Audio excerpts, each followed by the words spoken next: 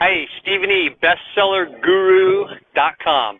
So today I'm going to talk about right before you write a book, you want to think about what is your business plan.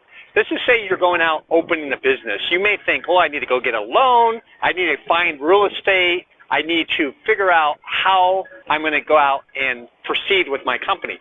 Same thing with the book. That's the kind of thinking you need in the beginning. What is the marketing system?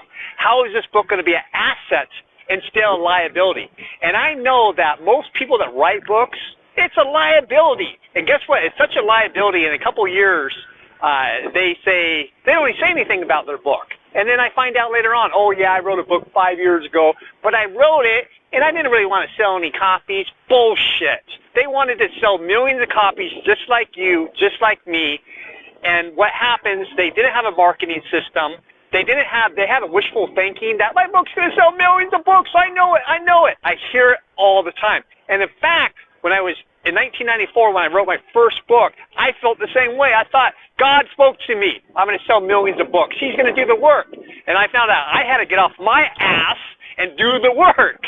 So the key is, what is your business plan? I'm just going to share a little bit about my business plan with the book I'm writing right now.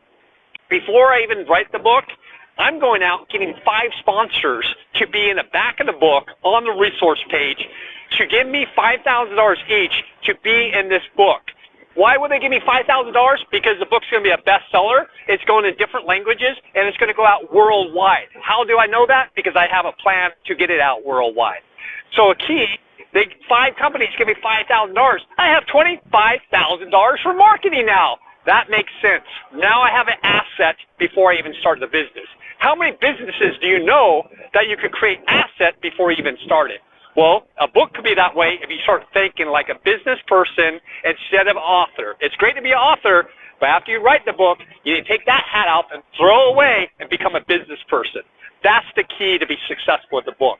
If you want to know more information, go to bestsellerguru.com and let's set up a call, one-on-one. We could do it on Skype. We could do it on Zoom. We could do a phone call. And let's figure out a plan for you. Bestsellerguru.com. Stephen E., wake up and stay awake. One last thing. What is this? This is Healy. Healy device, another powerful tool to keep your vibrations, your frequencies skyrocket high. Check out my Facebook page for the Healy on Facebook, Wake Up Frequency